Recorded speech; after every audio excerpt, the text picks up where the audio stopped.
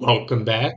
Today we are going to start brand new series, kind of. It's going to be a 5 episode series of ranking the top 100 players in the game today in baseball, and I'm really excited for it. Really excited to get this started. We're going to head back to the Clash series. We'll alter them because we got to do the evolutions next, and then we'll do the heroes, or maybe we should do them together. You guys let me know.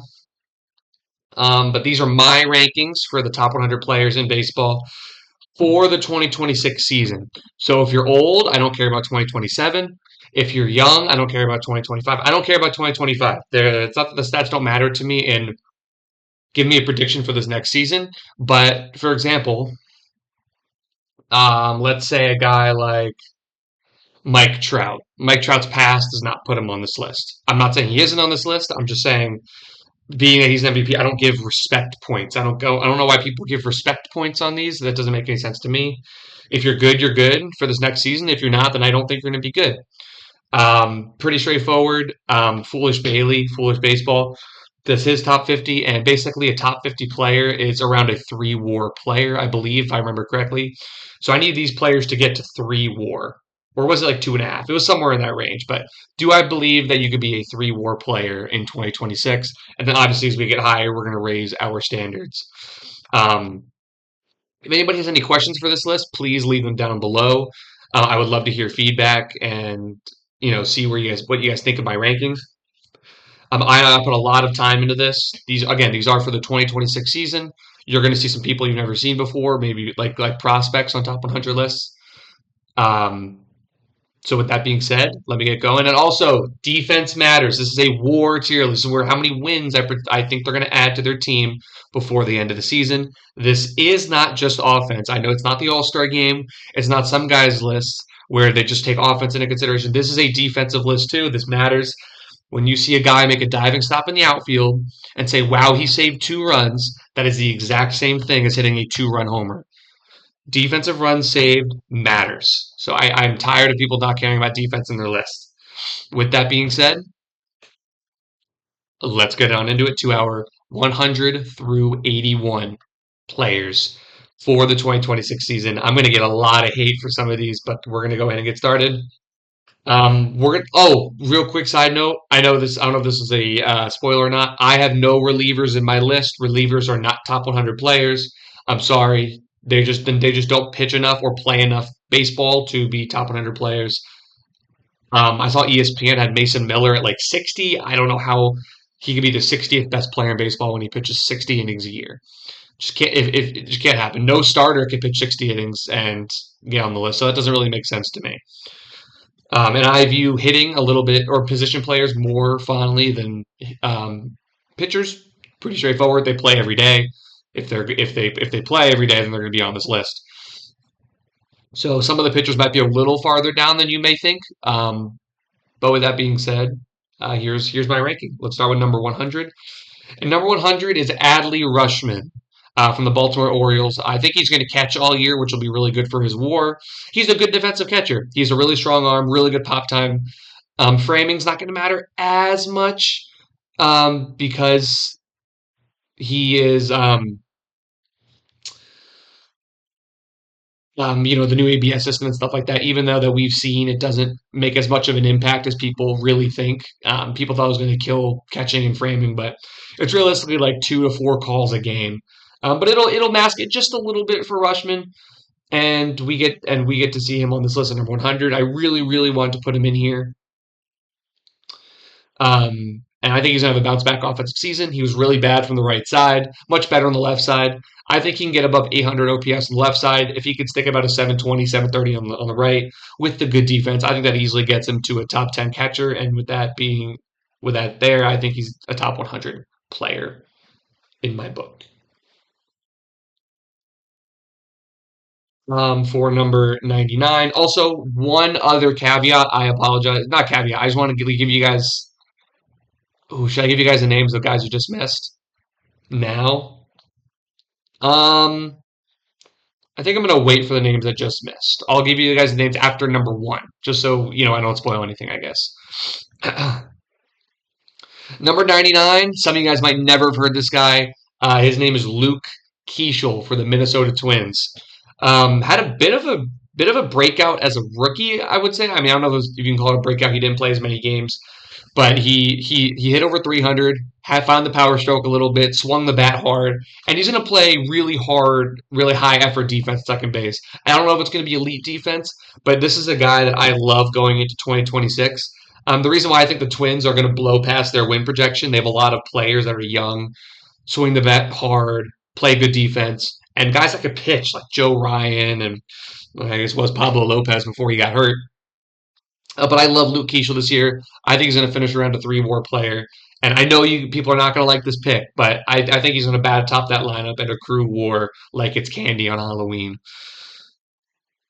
Number 98, Hunter Goodman, the only Rockies representative here. Huge shocker. Goodman. Goodman is a good man.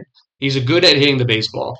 He 30 home runs from a catcher. Honestly, that's really all you need. He wasn't that great of a defensive catcher, but having a not negative in your catching position in the majors nowadays is a huge plus.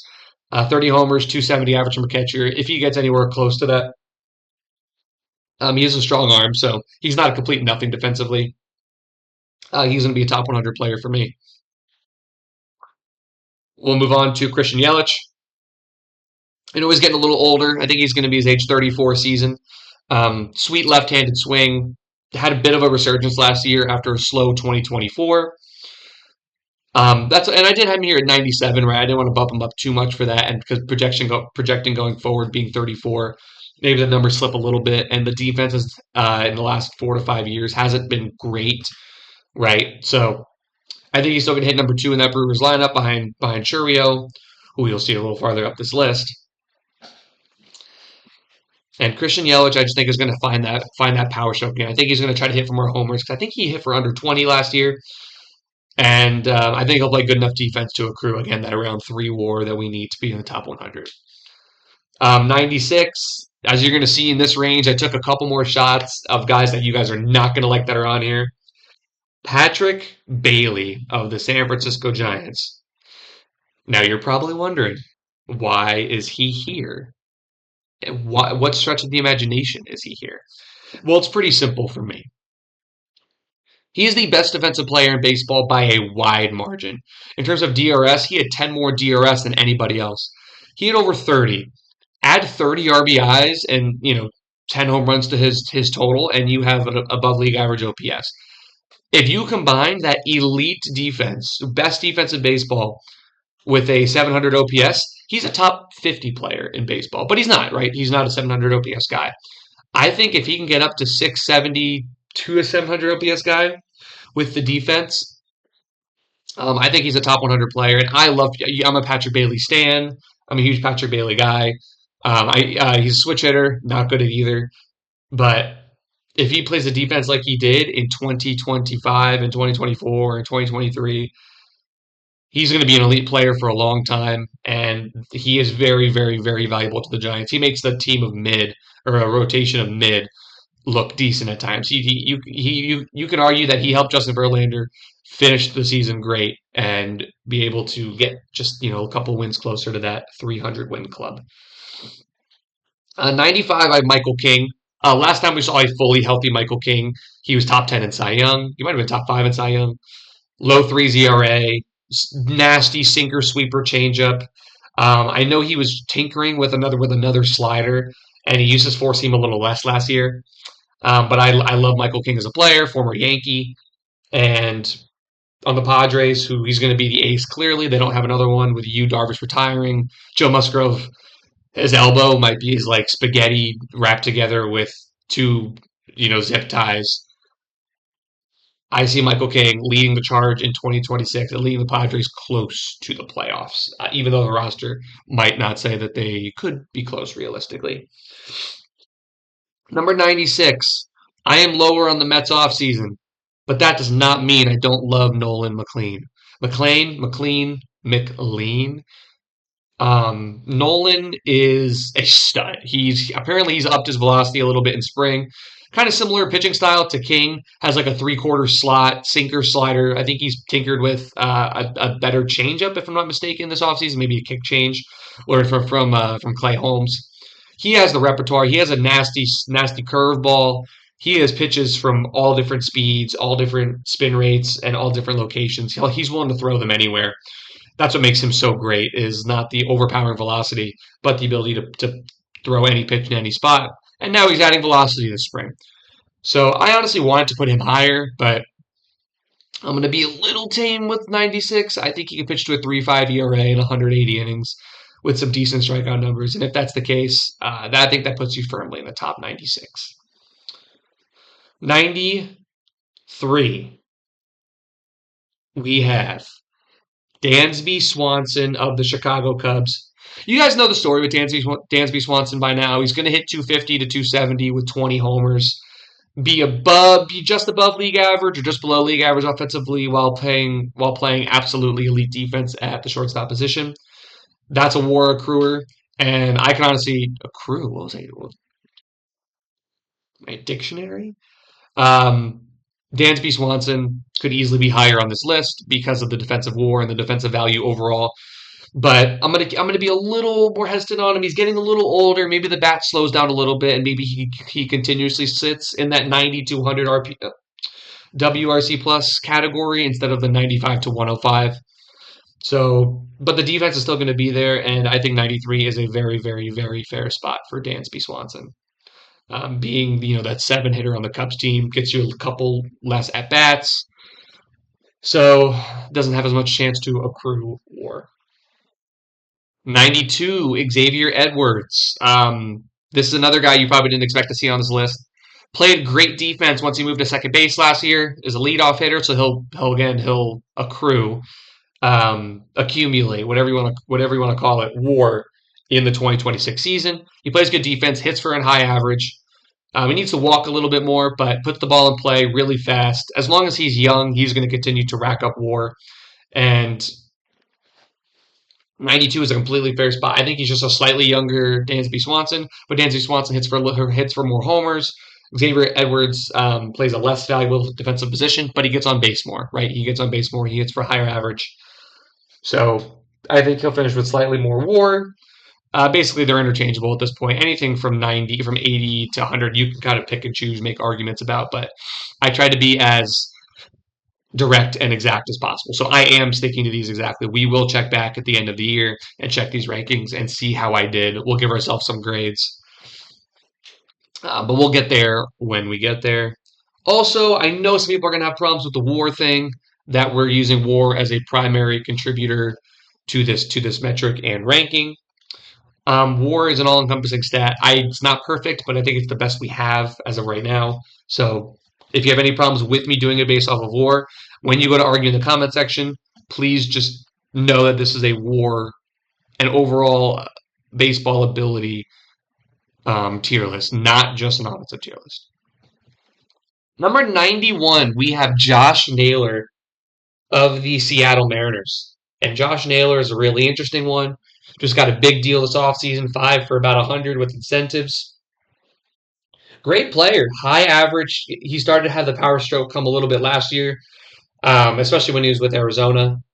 I think he hit over 20 homers, had over 30 stolen bases, and hits the ball hard. Hits the ball hard, man. He swings hard, but he doesn't. He's been getting more and more lift as we go. I think that only continues. I think he can get up to 25 homers, maybe 30.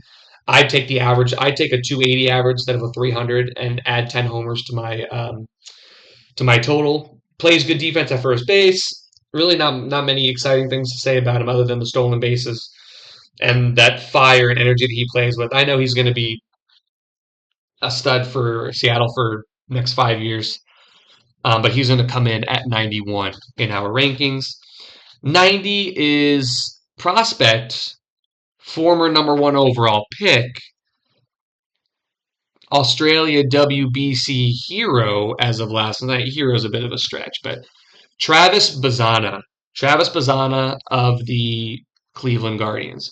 They need offense. It's pretty simple. I don't know if he's going to start opening day there, but I see him coming up at the latest at the end of April. And if that's the case, I think he has the fundamentals, the power. He's put on more weight this offseason.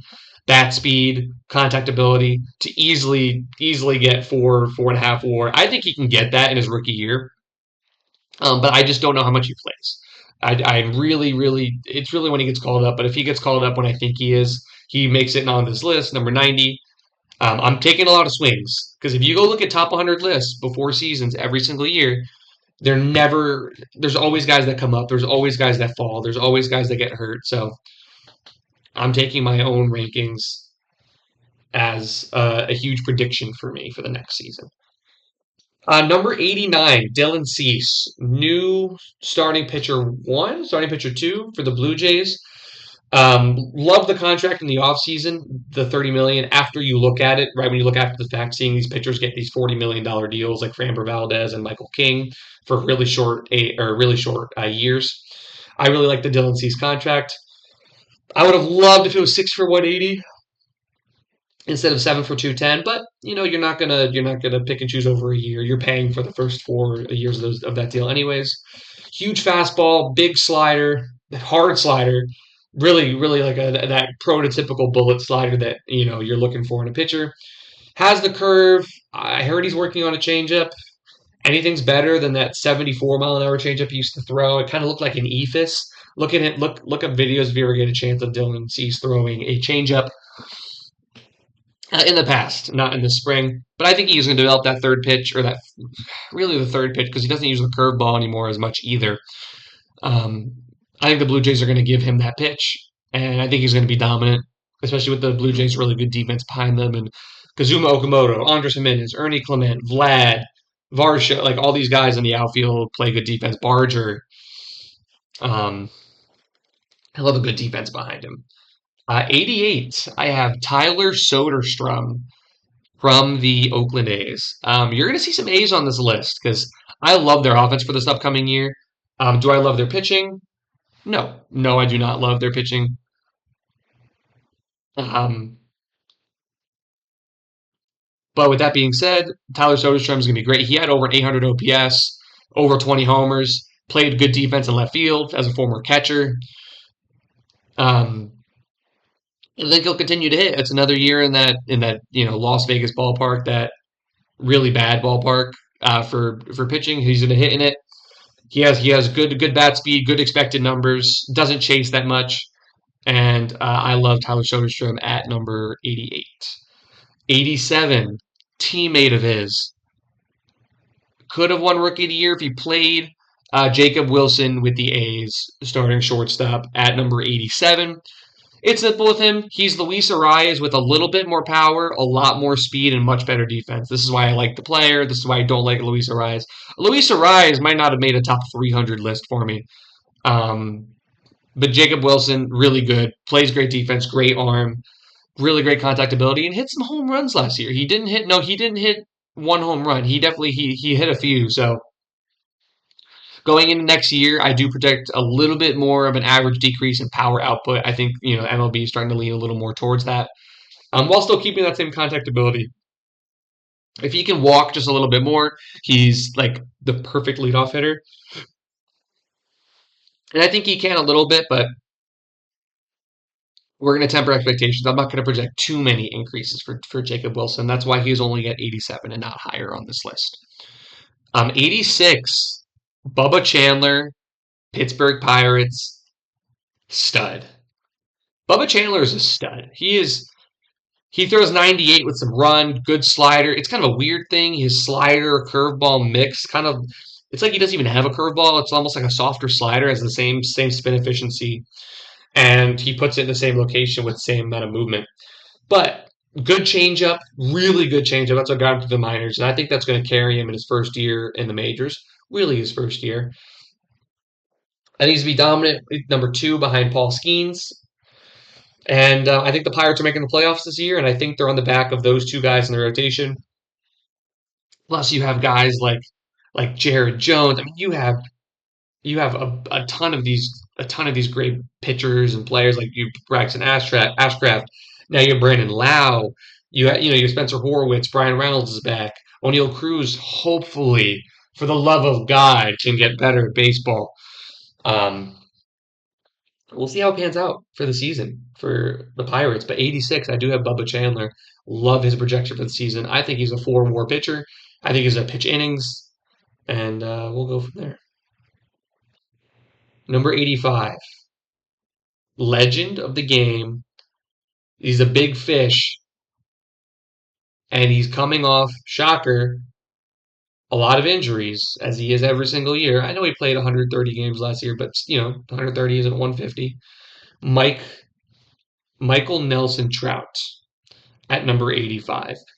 I think playing the outfield is going to be better for him. I think you can almost see it as a Byron Buxton situation.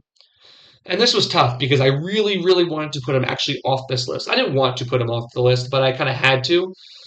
But I think he's going to feel a little reinvigorated this year. He's only in his age 34 season. Um, and I really do believe in Mike Trout. I'm sorry, 35-year-old season. I really believe in Mike Trout and his ability to get on base and hit for homers and play average defense. I think if he does that as Mike Trout, I really do think it would be hard for him not to get on the top 100 list and get 3.5, even 4 WAR. The Angels should be a little bit better this year, so maybe that kind of helps him out in his. I don't want to say in his want to work, because of course Mike Trout, of course he wants to work, but maybe the morale. The morale can get better, and he could have a couple more, a couple less given away at bats. I love Mike Trout. I'm a Mike Trout fan from New Jersey. I'm from New Jersey. Maybe the Angels are a little bit better, but Mike Trout will slot in here at number 85 for me. 84, another guy some of you may not have heard of, Jacob Marcy from the Miami Marlins. Going to be their center fielder, going to play there every day. In like 60 games last year, he had like a 3 WAR. He's not going to go on that pace, but I love Jacob Marcy as a player. Hits the ball hard, fast, plays really instinctive, good defense. That's what I kind of compare him to Trent Grisham in the defensive aspect. Plays a very instinctive defense. He's in hit for power. He's in hit for power, being surrounded by a little bit better of a lineup. People are gonna have to pitch to him, and I think he's gonna have a breakout season this year. Even though you can argue he kind of broke out last year, I think he's a sneaky top 15 MVP finisher this year. He stats wise, because I don't think the Marlins are going to be good enough for that for them to have a representative there. But I think he could definitely if I think he's gonna have the stats for a top 15 finish, and if he does, I'll be very, very happy. Very happy to see what or very words, Jake, words. Excited to see what he does in 2026. Jacob Marcy. Number 83, we're gonna go back to back lefties, back to back. Um, was Jacob Marcy a former? Who knows? Brandon Lau for the Pittsburgh Pirates, now of the Pittsburgh Pirates, formerly of the Tampa Bay Rays, formerly playing in a minor league ballpark. He hit 30 homers last year, and he's done that multiple times in his career, and he plays solid defense. I don't need to spend too much time on Brandon Lau because that's kind of who he is. I think he's going to hit for some power, maybe a little bit less playing for Pittsburgh, but he's going to play good defense. Hit around 250 and driving some guys out around base like Spencer Horwitz, Brian Reynolds, and Connor Griffin. He might be on this list. Brandon Lau's going to drive. He's going to have high RBI numbers, and I love Brandon Lau for the 2026 season. Again, this is not 3, 4, 5 years out. I know he's getting a little bit older, but I really like him for the season, and he looks a lot older too because he's bald and has like the fullest beard you can find. At number 82, 3 spots left till we're done, or 2 spots left till we're done with this video, and we'll be on to 80 through 61.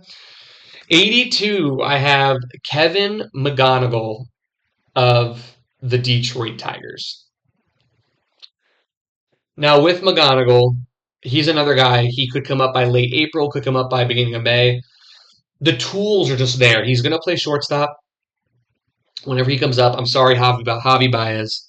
He's going to strike out a lot less. And in spring, he has some quick hands, elite bat speed, and can play really good shortstop. I mean, he's made he's made a hell of a couple plays in spring so far. He's my rookie of the year pick for the American League, and as he should be because he's gonna be a great player. I could see him coming up. I debated putting Max Clark on this list, but I think he's not going to be up till a little bit later, so I don't think he's going to accumulate enough WAR. But Kevin McGonigal, I don't see him struggling at the major league level, and I see him catapulting this Tigers team into contention. At 81, I have Wilson Contreras. It's kind of simple for him. He's been a 25 homer, 80 RBI guy for his career. He's played in Chicago and St. Louis. Now he hits the Fenway. I think he could be a 30, 100 guy with playing good defense at first base. I think that easily gets you three WAR, 3.5 WAR, and he's going to drive in a ton of runs with guys like Roman Anthony hitting in front of him all the time. Wilson Contreras is going to mash. I have no doubt in my mind. I don't have to read you all the stats. He has the high bat speed, high expected numbers, expected slug, doesn't chase as much, whips at an okay rate. With Wilson Contreras, man, he's going to be fantastic. I'm surprised more outlets don't have him on their list. I get it; he's getting a little older, but he's going to be fantastic in Boston. I have no doubt in my mind. Especially when you look at him like facing the Yankees, the Rays, and the Orioles have a bunch of left-handed starters. Um, I guess the Blue Jays don't have any really, but except for Eric Lauer, um, he's going to be huge for them. And that kind of tapers off 100 through 81 on my list. Check back in a couple days, and you'll get 80 through 61. We'll have a Clash Royale video, kind of snuck in there, but I give you. I really appreciate you guys watching these videos. They mean a ton to me, and this takes a lot of time. Please leave any recommendations, questions, concerns, like where's Steven Matz in the top 100? Leave these types of questions down below. Um, no, I'm not putting any relievers in my list. I'm so sorry to Sean Armstrong, but I want everybody to have a wonderful day, wonderful weekend. We're kind of coming up there. And just thank you so much for watching.